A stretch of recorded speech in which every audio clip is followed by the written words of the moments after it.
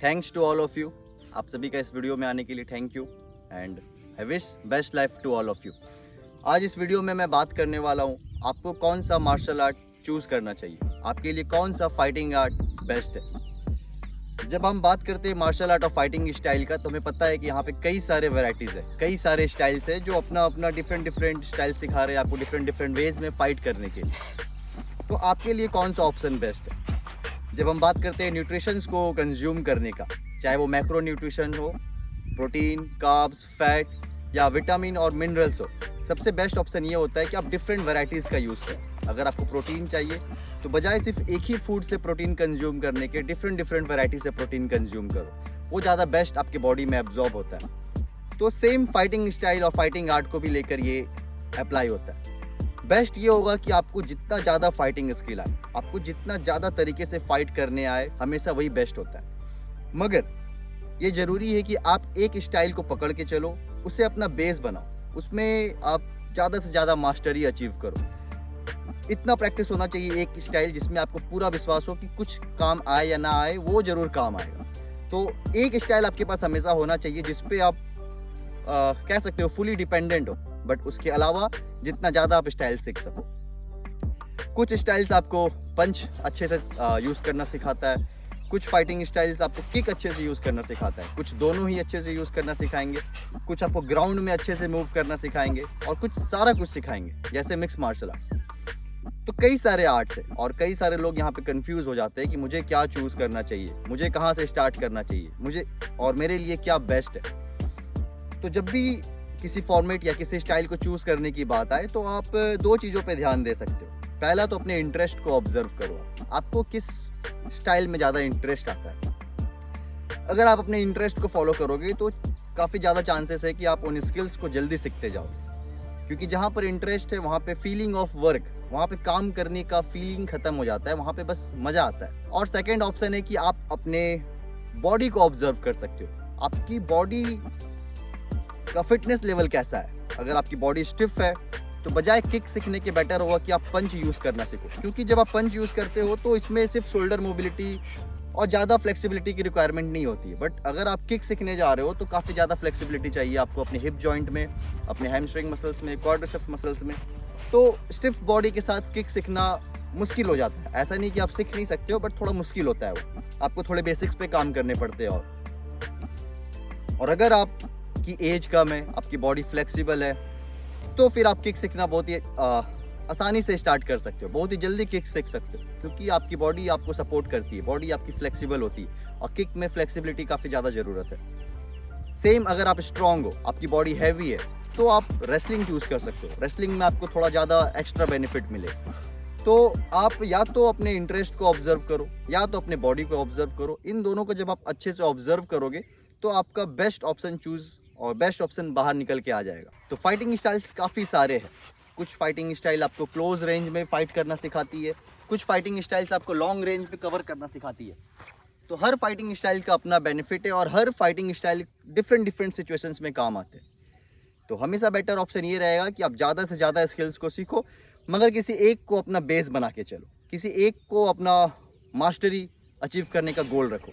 And ultimately जब आपको अपना ये डिसीजन क्लियर हो जाए, अल्टीमेटली जब आपको ये क्लैरिटी मिल जाए कि मुझे क्या स्टार्ट करना है, फिर आप उसे स्टार्ट करना शुरू करो, बिल्कुल बेस से, बिल्कुल बेसिक से। हड़बड़ाना नहीं है, क्योंकि ये एक लंबा सफ़र है, इसमें टाइम लगता है। और ये ऐसा नहीं कि आप एक दिन कितना ज़्यादा करते हो, ये ऐसा है कि आप एक मूव को कितना ज़्यादा प्रैक्टिस करते हो, तभी आपका मोटर डेवलपमेंट होता है, तभी वो मोटर बिहेवियर आपकी बॉडी सीख जाती है और अनकॉन्शियसली फिर आप आराम से उस मूव को कर पाते हो। तो अगर मैं अपने एक्सपीरियंस की बात करूं, मैंने स्टार्ट किया था ताइक्वांडो सीखना। मेरा बेस ताइक्वांडो रहा है, जिसकी वजह से मेरा किक और मेरे किक्स हमेशा से, चाहे अगर मैं एक साल प्रैक्टिस छोड़ भी दूं तो वो हमेशा एक्यूरेट और पावरफुल रहते हैं, क्योंकि मैंने उस पर काफ़ी टाइम दिया स्पेसिफिकली। देन किक के साथ मैंने अदर स्किल्स को सीखा।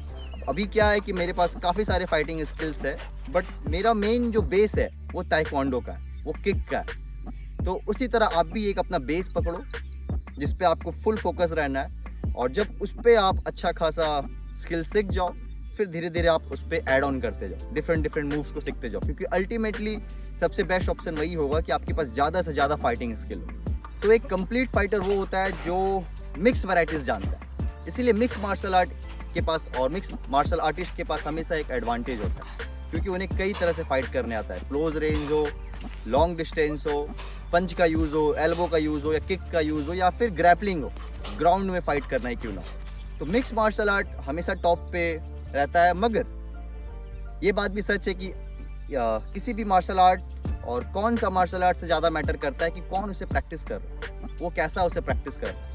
तो क्या आप प्रैक्टिस कर रहे हो उससे ज़्यादा मैटर करता है कि आप कैसे उसको प्रैक्टिस कर रहे हो। अल्टीमेटली कौन सा मार्शल आर्ट अच्छा है ये रेटिंग देना ये अच्छा नहीं होगा, क्योंकि आप किस मार्शल आर्ट को कर रहे हो उससे ज़्यादा मैटर करता है कि आप कैसे कर रहे हो, आप प्रैक्टिस उसे कैसे कर रहे हो। तो कोई भी मार्शल आर्ट और कोई भी fighting style different fighting styles पर हैवी पड़ सकता है। अगर एक ने बहुत ही मन से, बहुत ही भक्ति और डिवोशन के साथ प्रैक्टिस किया, दूसरे ने सिर्फ बस टाइम पास किया। तो एक बार जब सारे जवाब आपको मिल जाए, फिर आपको अपने इंटेंशन को क्लियर करना है, आपको अपने इंटेंशंस को प्योर रखना है। आपको हमेशा क्लियर रखना है कि मुझे ये किसी को परेशान करने के लिए या नेगेटिव वे में यूज़ करने के लिए नहीं सीखना है। मुझे ये सीखना है क्योंकि मैं बस सीखना चाहता हूँ, मुझे एंजॉय करना है इस बॉडी को, मुझे स्ट्रॉन्ग बनाना है इस बॉडी को, मुझे स्ट्रॉन्ग बनाना है इस माइंड को। तब जाके लाइफ आपकी हेल्प करेगी, आप और अच्छे से सीख पाओगे। अदरवाइज अगर आपका इंटेंशन नेगेटिव है तो आप ज़्यादा आगे नहीं बढ़ पाओगे।